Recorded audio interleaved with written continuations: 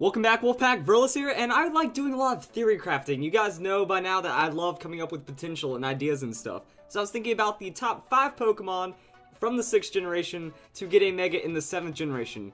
5, 6, 7, some jokes, 7, 8, 9, yeah, let's start with the list. So it's also a kind of tough list to do because only 32 non-legendary Pokemon are fully evolved from the 6th generation. So if we're doing 5, that means 1 in 6 Pokemon are getting a Mega, and if we take out some of the obvious ones that can't get a Mega, like, I feel that Slurpuffs, because it's tied with Aromatisse, it can't really, you'd either have to Mega both of them or none of them. Same with the starters, I don't think those starters are ready for a Mega Evolution. And then there's Pokemon like Carbink, since it's related to Deontay, and Deontay already got a Mega. Like, there's a lot that really can't be Mega, so we might as well just start with the list. Number 5, Go-Goat. I was thinking Go-Goat, everyone loves this Pokemon. I was like, finally, Goat Pokemon! And then it didn't really work out too much. I was thinking that all we have to do is give it a couple little tweaks to the stats, like the Mega Evolution does. I was thinking that for the ability, we could either give it Regenerator or Chlorophyll. If it gets Chlorophyll, it can become like almost like a Swampert kind of idea, that once you get it set up in the right rain, it comes a lot faster, it has its hard-hitting potential, and then it can do really well. But my main idea was going with Regenerator. Now you have a Mega that you can actually switch out safely and keep just kind of cycling through to refresh itself, come in, do some hits, kind of set up, and make it work out.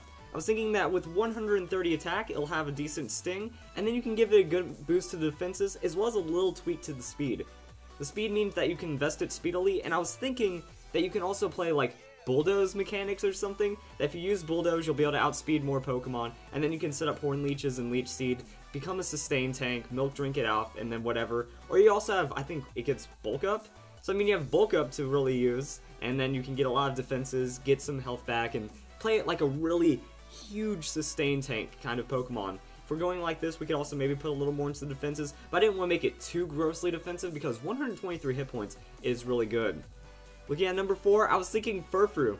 Mega Furfrou would be hilarious and awesome. Now, for the stats and the abilities, I was thinking it would have to keep Fur Coat, but it could boost its defense up to 90. That way you have a 612 defense max, which is really up there with like the top highest defensive Pokemon if you go with the nature and the EV investment. Now, what we could also do is maybe have a potential like 100 or 110 defense, and then that getting doubled will make it to where you don't have to invest as hard into it, but you're already looking at an absurd defensive tank, but that isn't a rock or steel type, you know, like with Mega Aggron and Mega Steelix. Then now we have a normal, huge defensive tank that plays a lot differently, and it can add a lot of diversity from there. So we can give it a little buff to speed, putting it at a speed tie with Greninja. 122 will do that, and then giving it a little boost to its physical, so now it can play some combos. It has access to Last Resort, so I think that actually is an ORAS move tutor. So I mean, now we can make it kind of speedy, Last Resort, just pure defensive bulk Pokemon, and it can play different than anything else that we've ever seen. It also gets access to Work Up, Sucker Punch, so there are a lot of things that Mega Furfrou would be capable of by just becoming a little more well-rounded as this huge defensive Pokemon that can play offensively. I think it'd be really cool. Number 3, Trevenant.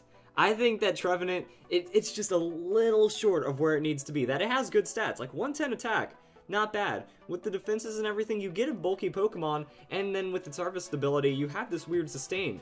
But now, I was thinking if we really just boost that to an insane degree, we cut the special attack, we cut the speed, we pour those into the defenses. So now, that way we're putting 40 points into defense and special defense, the other 40 points into attack, so that way we're boosting by 120, but taking away 20 points where it doesn't need it. And then we give it an ability that doesn't make it too broken. I think Curse Body is an excellent ability. That we haven't seen this ability used too much, and on Trevenant, if it's a tanky Pokemon, it's going to be enduring a lot of hits, which means Curse Body has a lot of chances to activate. You're still playing Leech Seed, Will-O-Wisp potential, and you have a lot of things. And then now you have a higher attack, so Horn Leech is going to do a lot more damage, and you can set it up a lot better, and I think it would work out really well.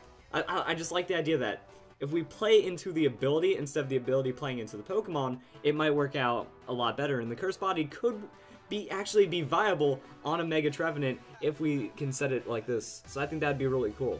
Number 2, Pangoro. Another Pokemon everyone was wanting. Like, we need a Panda Pokemon, and then it was just ever so underwhelming. Now, I don't want to say Pangoro is underwhelming. I think that has a ton of potential, and if we use a Mega, we can make one of the coolest Mega Pokemon out of Mega Pangoro. 1, it becomes even more beat you down badass, and then 2, we can just kind of give it the Mega Lopunny treatment, that we go super hard into the attack and speed. Then now we make it a super fast Pokemon, that hits super hard, and we just let it keep its Iron Fist.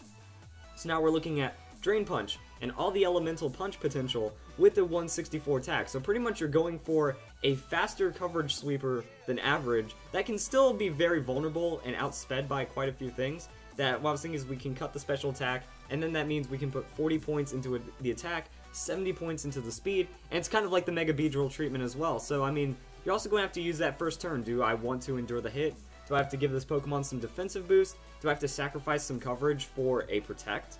And then Mega Evolve and then outspeed and just destroy everyone? Because even with that 164 attack, it might sound scary, you're most likely always going to have to run Jolly on this, but then again, it's a huge coverage sweeper. It's going to be a 164 base attack, speedy Pokemon that's Drain Punch. Anything that the opponent survives, that it survives as well, because it's really only going to be threatened by hard, super effective hits at this point.